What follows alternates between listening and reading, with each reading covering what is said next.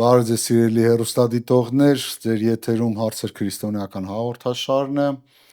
Այսօր մենք ընտրել ենք մի շատ հրատապ թեմա քրիստոնյաների կյանքում՝ մեղքի զգացողություն,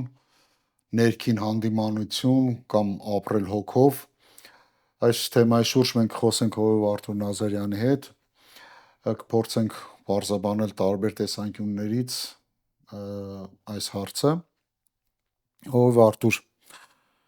գիտենք, որ Աստվածաշնչում օգտագործված մեղք տերմինը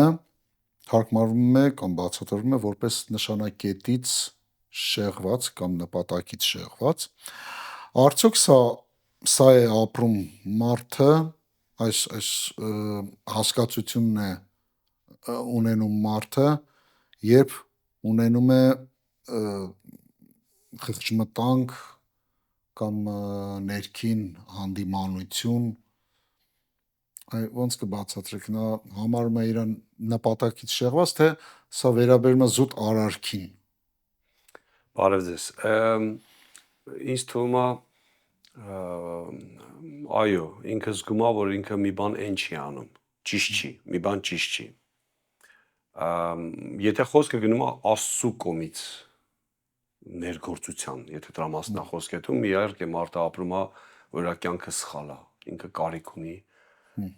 ուղղվելու, փրկվելու, եթե նկատի ունենք, որտեվ աշխարհում մարդիկ էլ են զղջում, այնպես չի, որ մենակ քրիստոնյաներն են զղջում։ Լինում է զղջում են որոշակի արարքից, որոշակի բանից, բայց Սուրբ Հոգու ներգործությունը մի քիչ ուրիշ ձև է։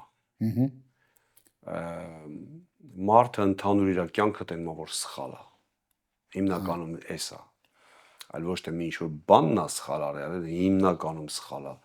Մի բանից կարա լինի կամ երկու բանից կարա լինի, բայց ընդհանուր ինքը հասկանում է, որ իր կյանքը սխալ է։ Սա վերաբերում է զուտ,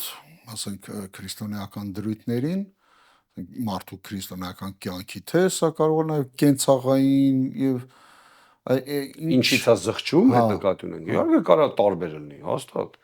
Կարա տարբեր, կարա հենց պատվիրանները, որ չի պահում,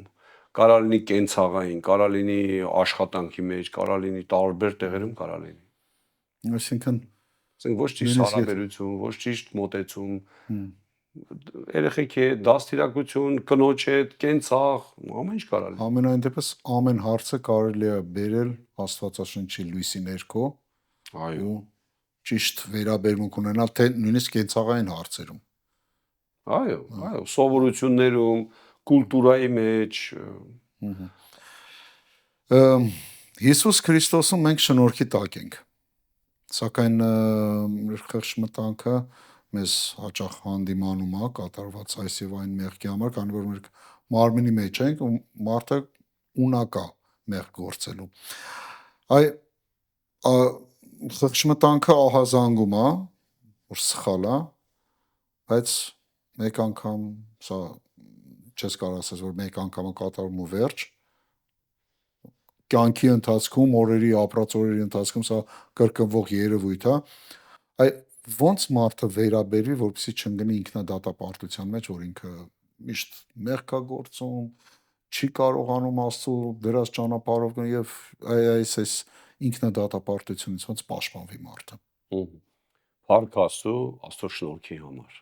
Դա մեծագույն նվերն է մարդկության համար։ Մարդկության եմ ասում, որովհետև ցանկացած մարդ էլ կարա գա դրան։ Ու այո, մենք քանի մարմնի մեջ ենք ապրում ու հին բնությունը չի ոչնչանում ամբողջովին։ Մենք կարանք մերցնենք, բայց նա չի ոչնչանում։ Այնպես չի լինում մեր երկրային կյանքում, որ էլ չկա, այնպես չի լինում։ Ինչի մասին է դա ասում։ Դա ասում է, որ մենք էլի կարանք, էլի կարա զարթնի, էլի կարա տեղ գտնի, էլի կարանք մեղանչենք։ Ինձ թվում է, որ դա մի քիչ տգիտություն է։ Ես ինքս եղել եմ այդ վիճակի մեջ, իմ նոր որ ապաշխարել էի, մի քանի մեղքեր ինձ ուղղակի շատ էին ճնշում, շատ։ Ինձ համարում էի, որ ես արժանի չեմ, ես չկարացի, այդպես կան քրիստոնյաներ, որ կարում են, ես չկարացի, ես երևի ուժեղ չեմ, կամք չունեմ եւ այլն եւ ու մենք գիտենք, որ ինչքան մտքերը սատանան ա բերում, որ մարդուն գցի այդ ինքնադատապարտման մեջ։ Միջև այն պահը, երբ որ ես ստացա բացատրություն, որ դա նորմալ էտապ է։ Այսինքն դու պետքա նորմալ է ինչի որ մեղանջում ենք։ Նորմալ է, որ մեղք կա, բայց մենք պայքարում ենք, բայց մենք չենք համաձայնվում։ Մենք գնում ենք այդ պայքարի, այդ կռվի, այդ մարտնչելու, այդ ամեն ինչ անելու, որպեսզի դա տեղ չունենա մեր կյանքում կամ իմ կյանքում։ Ու այո, մի 6 կան մեղքեր, որ մի 6 ամիս, կամ մեղք, որ մի տարի հետո ես հաղթեցի, կար մեղքեր, որ ես մեկ հաղթում էի, մեկ ընկնում էի, մեկ հաղթում էի, մեկ ընկնում էի, բայց ամեն դեպքում եթե կա կամք, ինչ է նշանակում կամք, հասկացողություն, որ դա պետք է տեղ չունենա իմ կյանքում, ես կանչված եմ մաքուր ապրելու, սուրբ ապրելու, ու Աստծո շնորհը օգնում է մեզ դուրս գալու մեղքերից։ Այսինքն մի քիչ տգիտության հարց է, այսինքն մարդը չգիտի ուղղակի, եթե բացատրվում ասում որ դա նորմալ է, օրինակ մարդը ծխում է, կամ օրինակ մարդը, չգիտեմ, մի հատ ուրիշ սովորություն ունի, որ շատ դժվար է դա թողելը, բայց մենք ինչ ենք տենում եկեղեցիներում, մենակ մեր եկեղեցում, մենակ իմ ու քո կյանքում չէ, որ X ժամանակ հետո մարդը ծխերը թարգում է, թմրամոլությունն է թարգում, ալկոհոլիզմն է թարգում, ցանկացած բան է թարգում, որովհետև Աստված իր զորույի է մեզ ազատագրի, ազատի ցանկացած մեղքից։ Այնքան որ մենք պետքա հստակ կամք դնենք, որ դա պետք է տեղ չունենա իմ կյանքում։ Ցանկացած կախվածություն պետք է տեղ չունենա մեր կյանքում, իհարկե բացի այն նորմալ կախվածությունը, ոնց որ ուտելն է, քնելն է եւ այլն, դա մասին չի խոսքը։ Իսկ սրա հակառակ երևույթը, որ մարդը, ասենք,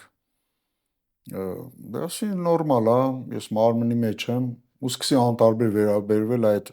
նույնիսկ ահազանգին, հա։ Մարմնի մեջ եմ, ես մեկը մեղանչելու եմ, ինչ կարևոր է, ինչ պարտադիր է, ես պայքար եմ, ես մեկը դա լինելու է։ Սա էլ նույն ձև աղետ է, սա էլ նույն ձև վատ բան է, ոնց որ ինքնադատապարտությունը նենցել էսի, էլի տգիտության հարց է։ Այսինքն ես պատկերացում կա թյուր, որ եթե շնորհի տակ ենք, էլ կապ չունի ինչ ենք անում։ Բայց Աստծո խոսքն ասում է, որ շնորհի տակ լինելը չի նշանակում մեղքի մեջ առաջանանք։ Այլ ընդհակառակը սրբվենք։ Շնորհը թույլ չի տա։ Եթե իրոք շնորհն է մարդու կյանքում, շնորհը ինքը թույլ չի տա, որ դու տենց լավ զգաս։ Ուղղակի թույլ չի տա։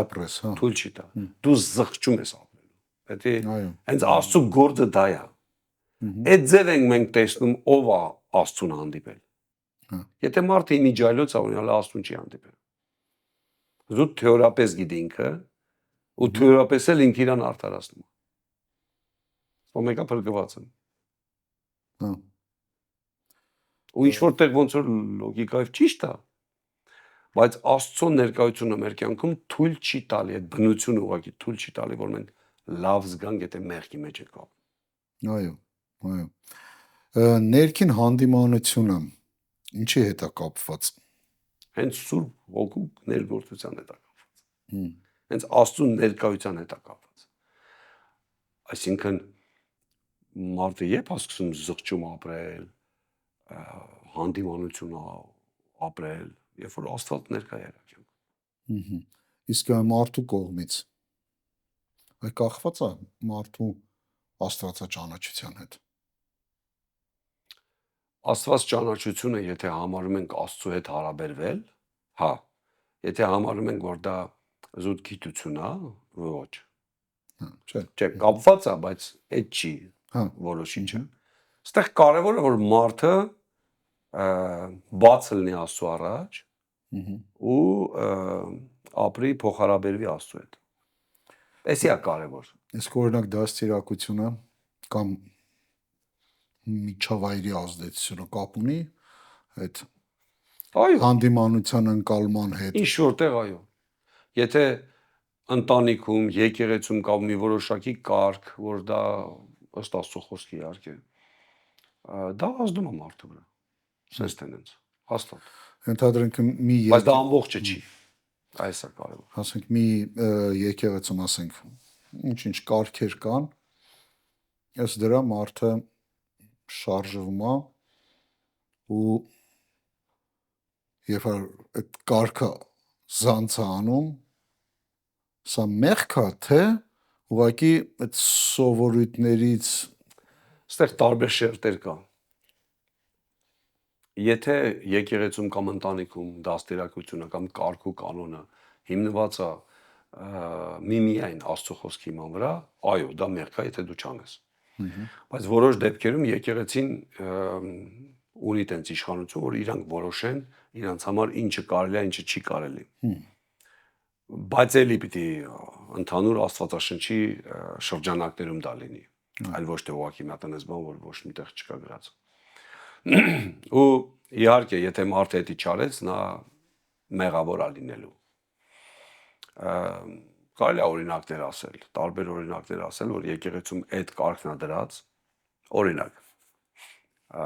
եկեղեցի կա, որ երկրպագության փառաբանության ժամանակ երեխաները կարան վազեն, երեխաները կարան պաշտամունքի ժամանակ նկատի ունեմ։ Դա նորմալ է։ Երեխային թող ուրախ անկեղծ sense։ Կամ մարդիկ գնան գան բան, մեկը հեռախոսով խոսա, կարա լինի։ Իսկ եկեղեցիներ կա, որ կարգ ունի, ոչ, դու իրավունք չունես դες բան անես։ Հիմա եթե արես, դա համարվում է սխալ արարք։ Դա ազդելու է մարդու վրա։ Իհարկե ազդելու է։ Ու ես գտնում եմ, որ ցանկացած տեղային եկեղեցի իզորույա կամ ունի այդ իշխանությունը, որոշակի բաներ որոշի իր եկեղեցու նիստուկացի կամ ընտանիքն էլ է նույնը։ Ընտանիքն էլ է նույնը։ Դա համարվում է, եթե ասենք հայրը կամ մայրը մի բան ասեց, երեխան դա չընդունեց, համարվում է անհնազանդություն։ Անհնազանդություն։ Համի կարող է դա այդքան չլինի հենց կոնկրետ պատվիրանի խախտում, բայց որ ծնողը ասում է ձև, հավատացյալ ծնողը ասում է ձև, չեմ կարծում հավատացյալ ծնողը կարա լինի տարբեր անադեկվատ ինչ-որ բաներ, բայց հիմնականում ծնողները ասում են ինչ-որ ճիշտ է, ասենց ասած։ Կուզենայի մի հատ sense հարց տայի, շատ հաճախ հանդիպող ալկոհոլի հետ կապված։ Ասենք Աստվածաշնչում ոչ մի տեղ կոնկրետ գրված չի, որ ալկոհոլ խմելը մեղք է։ Իհարկե ասում են, որ քահանան չխմի կամ թագավորը չխմի, որ լավն ու վատը հասկանա եւ այլն եւ այլն, ոչ մի տեղ գրված չկա։ Հիմա մարդը, ասենք, եկեղեցին ունի, ոնց որ դուք ասացիք, որոշում, որ ալկոհոլ չենք խմում, բայց մարդը ասում, բայց ես դրա մեջ ոչ մի վատ բան չեմ գտնում։ Իմ խիղճը չի տանջում։ Մեկ խմում եմ։ Եթե ինքը այդ եկեղեցում է, այդ եկեղեցու պայմանն է, որ ոչ մի կաթիլ չեն խմում, ինքը զանց է անում էդի, ինքը մեղանչում է։ Ինչքան ես եմ հասկանում, որովհետև այդ պայմանը ինքը ընդունել է, եթե անդամադառ է։ Հա։ Էլ չի քննարկվում դա ընդհանրապես դա մեղք է թե մեղք չի։ Կոնկրետ այդ եկեղեցում այդ ձև դրվածքը դրած։ Այսինքն այստեղ զուտ արդեն հնազանդության հարցն է։ Հնազանդության հարցը։ Ու նաև ազատ որոշման։ Մենք չենք ստիպում այդ մարդուն։ Ասում ենք մեր եկեղեցում այդ ձև է։ Եթե չես ընդունում, միգուցե դա ուրիշ եկեղեցի, որտեղ թույլ են տալի խմես։ Ուղղակի ալկոհոլը որևէ ձև, եթե ալկոհոլի մասին է խոսքը, որևէ ձև, որևէ տեղ օգուտ չի ինքը։ Որևէ, ասենք թեկուզ բժիշկների ասելով, թեկուզ մասնագետների, եթե մի բան լինի գոնե, ասենք մի քիչ գոնե օգտակար լինի, ասես հա, ասենք Պողոս Առաքյալը գրում է Տիմոթեոսին, որ մեկ-մեկ մի քիչ ջրի հետ գինի խառնի քո ստամոքսի համար, այն դարերում չի եղել դեղեր, չի եղել բաներ, դա մի ձևերից մեկն է, ոնց որ մաքուր լինի կամ որոշ բակտերիաներ, որոշ բաներ, ասենք բանանի։ Այսօրվա մեր կյանքում որևէ տեղ չունի, որևէ տեղ չունի։ Եթե ասենք մեկը ստամոքսային խնդիր ունի, ավելի լավ ձևեր կա դրա հետ պայքարելու, քան ասենք գինի խմելու։ Այսինքն համի պետք չի մենք վերցնենք Պողոս Առաքյալի այդ խոսքը, այդ խորհուրդը օգտագործենք, որ ասենք, որովհետև ես էլ մի քիչ տկար եմ, մի քիչ բան եմ։ Այսօր դա որևէ տեղ չի։ Այսինքն արդարացում չգտնենք Աստվածաշնչից տեղեր քաղելով ու արդարացնելով մեր արարքները։ Այո։ Դրա համար ես դրա համար ասի տարբեր շերտեր ունի այդ եկեղեցու, ընտանիք, ինչ են դաստիարակում, ոնց են դաստիարակում, մի քիչ տարբեր շերտ։ Իհարկե դա էլ ունի չափ։ Օրինակ եկեղեցին չի կարող անես կարգեր դնի, որ Աստվածաշունչը ընդհանրապես չի ասում, այսինքն մենք պետք է չլինենք Աստվածաշունչից ավելի խիստ։ Այո։ Այդ որոշումները, այդ տեսակ որոշումների նպատակը ինչ է, որ մենք ավելի սուրբ լինենք, ավելի խիստ լինենք։ Նպատակը դա չի։ Նպատակը չլինենք գայթակղություն, որովհետև եթե մեր մեջ շատերը կան, որ առաջվա ալկոհոլիստ են, առաջվա եւ այլն, կամ այդ ընտանիքում տեսել են ինչ աղետ է դա, չետանք էլի դրան։ Էս է իմաստը։ Իմաստը ինչ է, որ մենք ավելի սուրբ ենք, քան այն եկեղեցիները, որ մի քիչ օգտագործում են։ Սրա մի հատ հակառակ կողմն էլ ասեմ, ասենք մարդը արձակուրդում է գտնվում ինչ որ մի ուրիշ երկրում է Կիրակի օրվա ծառայության ուզում է մասնակցի եւ այնտեղ հաղորդություն է ու ասենք այդ հաղորդության ժամանակ տալիս են ալկոհոլով գինի։ Սա էլ մյուս ծայրահեղությունը։ Մարդը խուսափի Չէ, դրանից, թե պետք է ընդունի։ Դա հաղորդություն է, դա որևէ միտեղ իսկական գինի են տալի, միտեղ սոկ են տալի։ Մենք տալիս ենք առանց ալկոհոլի գինի, որևէ խնդիր չկա դեռ։ Ես չեմ կարծում ինքը այդ մի փոքրը խմեց հարբեց կամ բան։ Սա էլ խղճմտանքի հետ կապված է, որ մարդ խոսանք, բացենք, որ մարդը ասենք խղճմտանք չզգա, որ չէ, մեր եկեղեցում ընդունված չի կարելի մի կաթիլ էլ կմել։ Չէ։ Սա ուրիշ է։ Հա։ Սա դու որպես հոգևոր մարդ, որպես Աստծո որդի կամ զավակ, իհարկե, եթե հյուր ես գնացել մի հատ եկեղեցում, տեղական այնտեղ հաղորդությունը դու նույնպես պետք է ընդունես։ Այո։ Եթե այդ տեղի եկեղեցին ուրիշ պայմաններ չի դնում։ Հա։ Դա ուրիշ բան է, ասենք ուրիշ թեմա է դա։ Ոչ։ Ու դա չի համարվում, որ դու ալկոհոլ խմեցիր ու օրինազանց եղար, որովհետև նույնիսկ մարդը ընդունել է որոշում իր կյանքում ընդհանրապես ալկոհոլ չխմի, հաղորդության այդ գինին դա չի համարվում, որ դու ալկոհոլ ընդունեցիր։ Այո։ Դա այդ չի։ Այստեղ պետք է մի քիչ ճիշտ հասկանալ, ճիշտ ըմբռնել, որ դա այդ չի։ Իհարկե, ես գտնում եմ, դա իմ անձնական կարծիքն է, ու ոչ միայն ես եմ դες գտնում, որ որպեսզի գայթակղություն չլինի, ավելի լավ է լինի առանց ալկոհոլի գինի։ Ոչ մեկ չի կարող ասի, բա իմ ալկոհոլը ուր է։ Այո։ Իսկ եթե սոկ ա լինում, շատ հաճախ ասում են ըստ Աստվածաշնչի սխալ է դա, որովհետև գինի է գրած կամ չգիտեմ։ Սա էլ մյուս ծայրահեղություն։ Սա մի հա, բայց սոկ լինի, ինչ լինի, որևէ նշանակություն չունի, կարևորը խորհուրդն է, կարևորը հաղորդության խորհուրդը։ Պատահում է, որ մարդը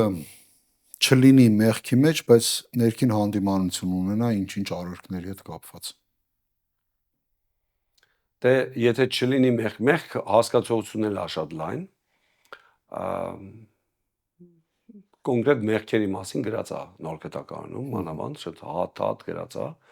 բայց նաև Նոր Գտակարանում գրած է, որ այն ամեն բարին, որ դու կարող անեիր, որ չես արել, դա էլ է մեղք։ Հա։ Դա ո՞րն է։ Այն ամենը, որ դու կարաս լավ անես, չես անում։ Չես կարող ասենց ամեն ինչը թվարկես։ Ինձ թվում է, եթե հավատացյալ մարդը զղջում է ապրում կամ ներքին տենց բան է ապրում, հանդիմանություն, դա Աստծուց է։ Հա։ Ու դա մեղք է, որովհետև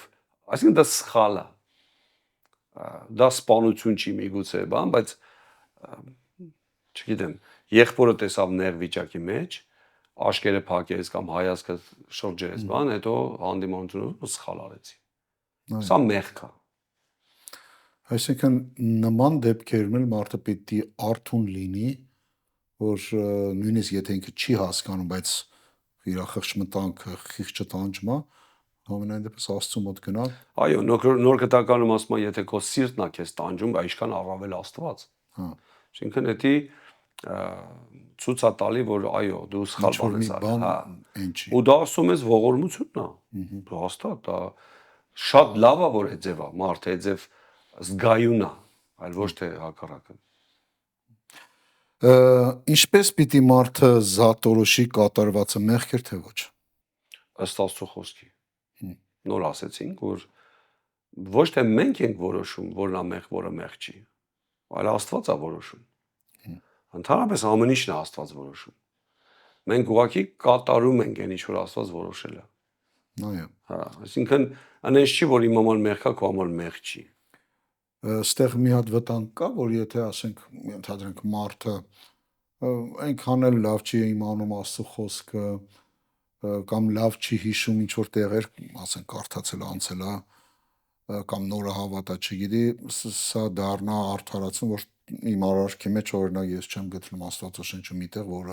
որ ասի, ուրեմն ես ճիշտ եմ անում։ Հասունության պահել կաստեղ, ասենք փոքր երեխան շատ բաներ կարող չի հասկանա, դրա համար դաստիարակության կարիք ունի, դրա համար ասենք հետևելու, օգնելու, այդպես կարիք ունի։ Բայց եթե խոսքը գնում է հասուն քրիստոնյայի, այսին նորմալ չի արդեն։ Հա։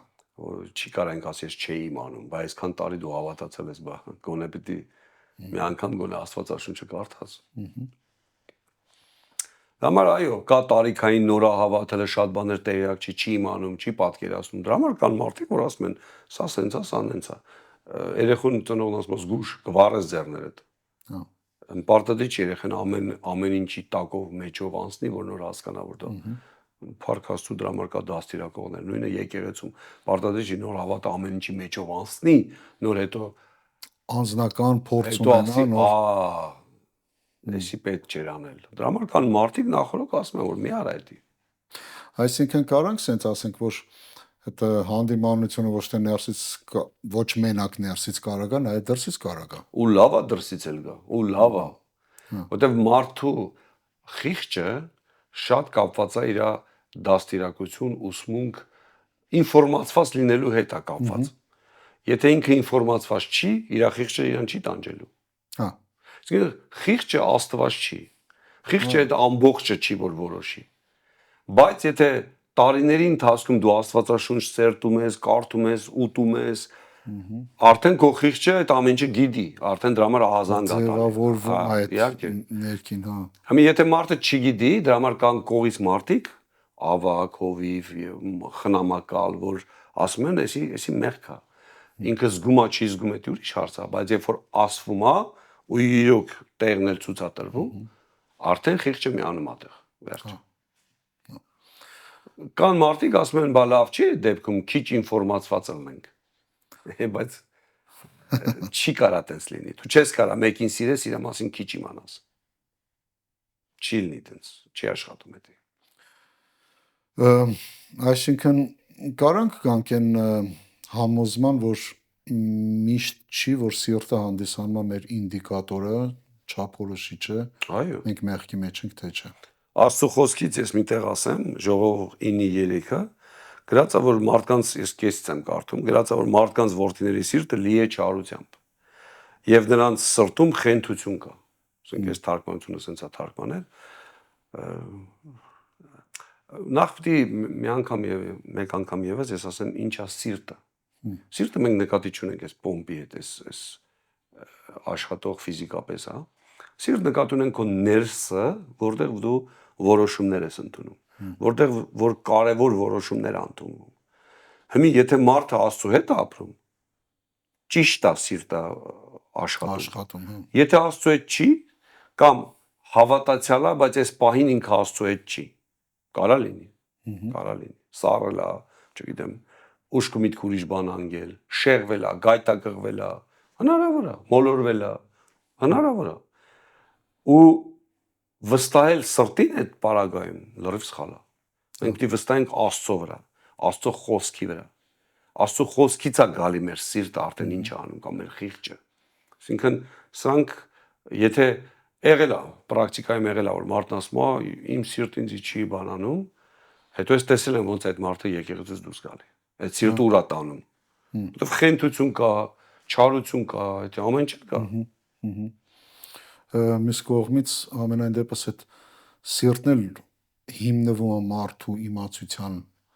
ու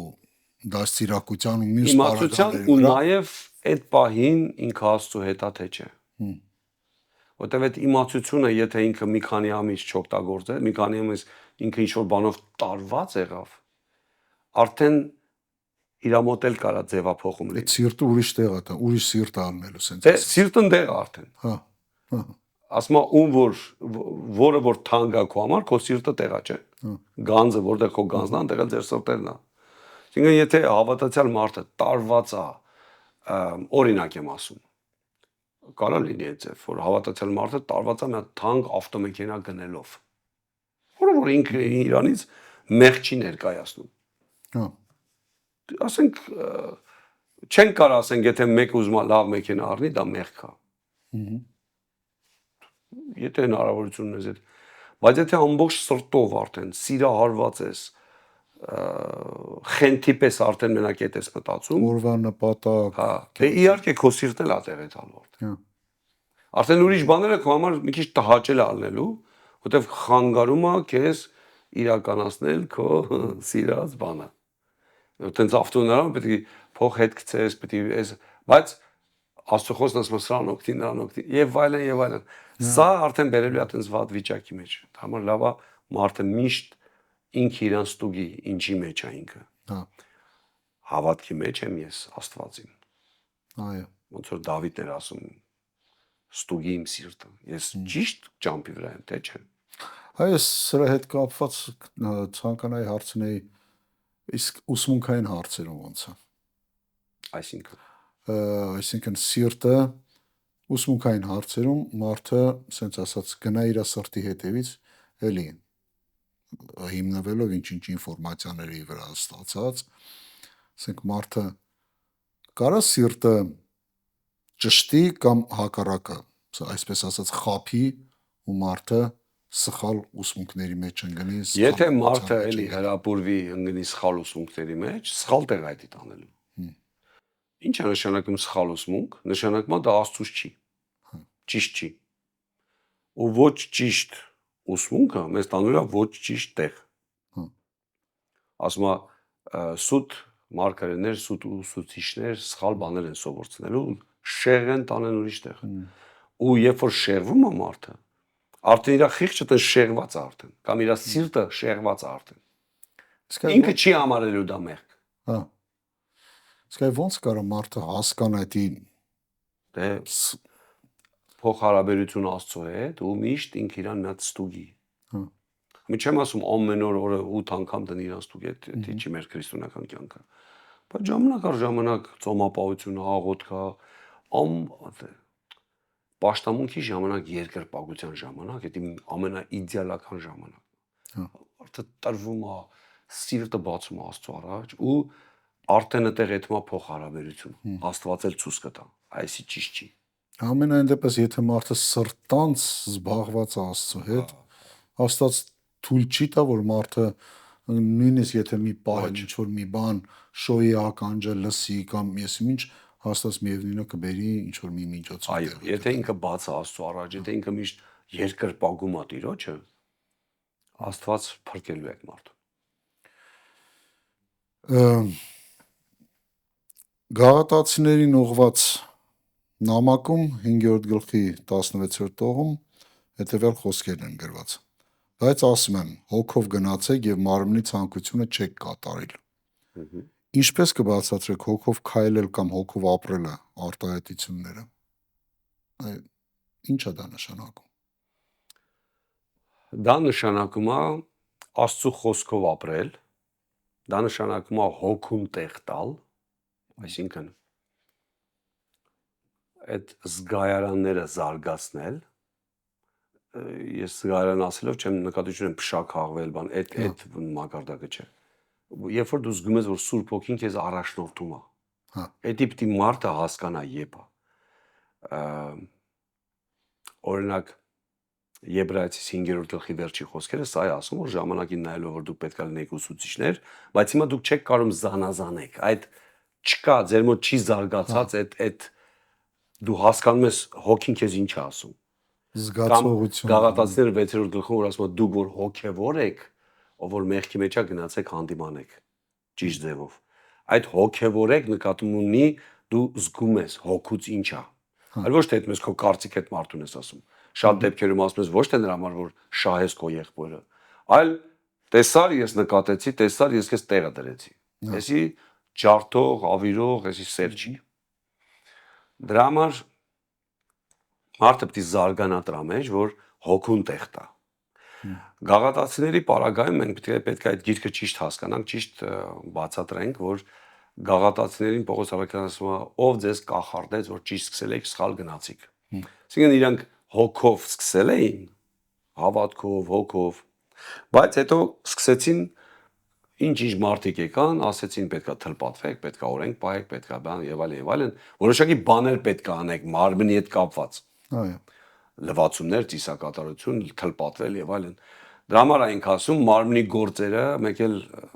իհարկե հետո բացատրում եմ մարմնի գործերը մեղքերն են, մենակ այդ չի։ Բայց պետքա ճիշտ հասկանանք, որ հոգով սկսել ենք, հոգով պետքա շարունակենք։ Այլ ոչ թե հոգով ենք սկսել։ Ասենք ես հրեա չեմ։ Համի մեկ էլ ինչ-որ տեղ ուսմունքներ լսեմ, փորձեմ ուզեմ հրեա դառնալ։ Արդեն Քրիստոսից առանձին կլնեմ։ Այսինքն, երբ որ ես հավատացի, ես Քրիստոսին ընդունեցի։ Ու Քրիստոսով շնորհ ստացա, սա հոգևոր բաներ է։ Սա մարմնի հետ կապված չի։ Առանց պայմանների։ Այո։ Դրա համար իհարկե դրա համար ասենք, եթե մարդը տենց սկսել է ու գնում է իր մարմնական ինչ-որ բան, սա արդեն լավ տեղ չի տանի։ Դրա համար ասում եմ հոգով գնացեք, այսինքն ըստ Աստծո խոսքի, բայց ոչ թե մանրանանք այդ ամեն մի մեղքի հետ, բանանենք ուշքու միտքներս էդի լինի։ Երբ որ մարդը գնում է իր եթե ոտերի առաջնայից, ինքն գնելու է գլուխը մի հատ ինչ-որ ստոլբի աղբելու, մի հատ ինչ-որ պատի աղբել, որովհետև այսենց է քայլում։ Մենք պետք չէ ձև քայլենք։ Ընդհակառակը Աստծո խոսքն ասում է երեսդ բարձր պահի դեպի երկինք, որտեղ որ Հիսուսն է նստած։ Այսինքն մեր հայացքը նկատի ունեմ։ Այս փոխհարաբերական իմաստով եմ ասում այդ նայել բան։ Եթե մենք երկինք ենք նայում, ով ենք մենք, Հիսուսի հետ շնորհ բան, սա ուրիշ լավ տեղ է մեզ տանելու։ Բայց եթե մենք միշտ այսպես ոտերներից տակ նայեցինք, միշտ հետ ենք տենալու։ Այո։ Միշտ հողն ենք նայելու։ Իսկ լավ տեղ չի տալու։ Այդ ժամանակ էլ արդեն կգա խղճմտանքը, կգա էսի նկատեցինք, այնի նկատեցինք, իհարկե, ասենք նկատելը, զգայուն լինելը, որ մեր կյանքում ինչ-որ մի բանը այն չի գնում, այն չի, սա պետք է, բայց ոչ կենտրոնական մասը լինի մեր քրիստոնեական կյանքի։ Իհարկե։ Այս նկատի ունի, որ հոգով գնացեք։ Հոգով գնալը հավատքով Աստծո խոսքը կատարելն է։ Հավատքով քայլեր անելն է։ Նման շատ բաներ։ Իսկ օրինակ ոնց կասեիք, հոգով գնալը համարվում, եթե մարդը պայքարում է իր վատ բնավորության դեմ։ Դա սրբացման գործ է, դա ասենք ավելի մաքրման գործ է, իհարկե, բա հաստատ, բա դու հավատքով ես դա անում։ Ասենք միջև այդ ձև ես ապրել, բայց հիմի փոխում ես դու։ Օրինակ Աբրահամը հավատաց Աստծուն, թողեց իր անցյալը, իր բարեկամներին եւ այլն, ու գնաց այնտեղ, որ չգիտեր ուր այդում։ Սա համարվեց արդարություն Աբրահամի համար։ Աբրահամը հավատաց, զոհ բերեց իր որդուն, միակ որդուն, Իրանից ծնված ու Սարայից ծնված, ասենք խոսունքի որդին։ Եվ այլն, այսինքն հավատքով քայլերը հենց դա է այդ հոգևոր հոգով գնալը։ Այսօրվա պրակտիկ կյանքում, ասենք, մեր հավատացյալները ինչ հոգով գնալու համար ինչ ջանքեր պիտի գործադրեն։ Կան ինչ որ բաներ, որ մարդը միակ ջանքը հավատքն էս բանը ասենք միակ ջանքը նա որ չզլանա իր կյանքը վերանայի։ Չասի դե կարևոր չի, չասի դե ոչինչ, նրա կյանքում էլ կա, նրանում էլ կա։ Ինչ կարևոր է ում կյանքում ինչ կա։ Ես Աստծո առաջ պատասխանատու եմ, որ իմ կյանքը ես մաքրեմ։ Ինչքան հնարավոր է։ Ու Աստծուց է գալի այդ ցանկություններ, ուժներ, բոլորը Աստծուց է գալի։